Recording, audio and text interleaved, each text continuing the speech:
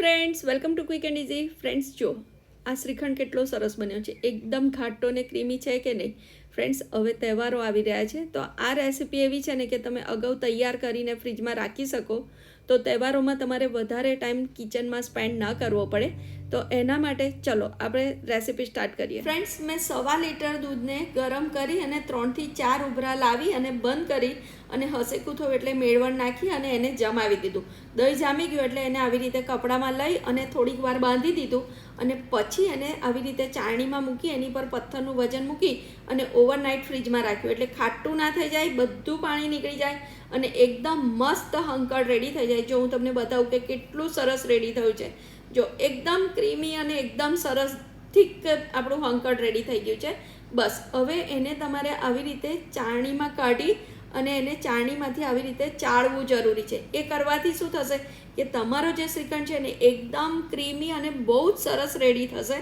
તો આ તમારે ચાળવું જરૂરી છે. બસ હવે જો આપણો બધું જ હંકળ મેં કાઢી લીધું છે અને હવે રેડી થઈ ગયું છે. હવે એમાં આપણે શુગર ઉમેરવાની છે. જો કેટલું ક્રીમી ટેક્સચર છે. બસ તો આ તમે ચાળજો જરૂર એમાંથી ગળણીમાંથી.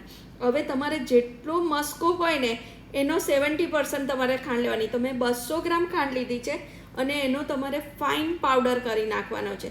એ ફાઇન પાવડર થઈ જાય ને એટલે એમાં 4 ટેબલસ્પૂન જેટલો મિલ્ક પાવડર ઉમેરે છે. તો મિલ્ક પાવડર ઉમેરવાથી શ્રીખંડ થીક થશે. બીજું એક ક્રીમી એનો ફ્લેવર લાગશે. તમને ખાવ ને તો એકદમ સરસ લાગશે. એવું ના લાગે કે આપણે દહીંના મસ્કામાં ખાંડ નાખીને ખાઈએ છીએ.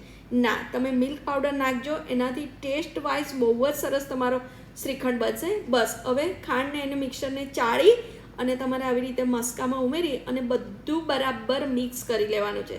એકદમ ઘાટો ને બહુ સરસ શ્રીખંડ છે. જો હવે એમાં 1 ચમચી જેટલી વેનીલા એસેન્સ ઉમેરવાનું છે.